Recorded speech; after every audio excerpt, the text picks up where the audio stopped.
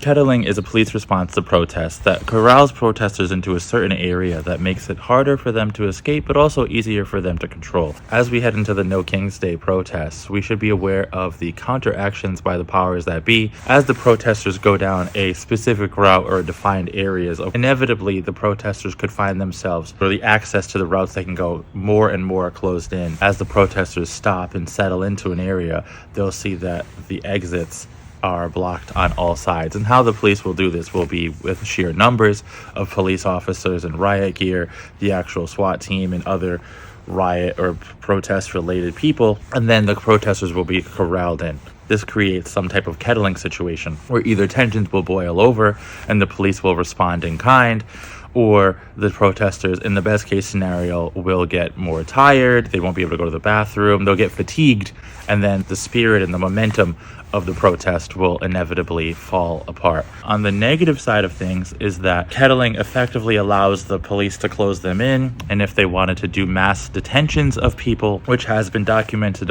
before, they can then later arrest people and charge them with whatever civil disturbance they find. This was a tactic used in 2020 in the Black Lives Matter / George Floyd protests that was seen all over the country and most notably was used in New York City. Kettling as a police tactic was found to be unconstitutional in New York, and the city did have to pay out a lot of money in settlements in response to that. But as we know, the current administration has a different view of the law, and they've also gone to the Supreme Court, of which the current president has appointed 3 of the 9 justices to do his bidding. So we can not necessarily expect that one law and one ruling from 5 years ago could apply to today.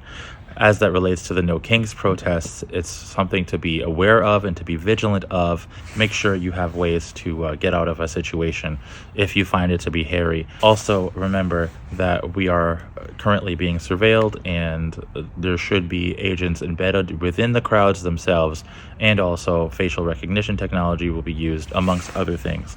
So be careful today and in any protest. Just one of the many tactics to be aware of.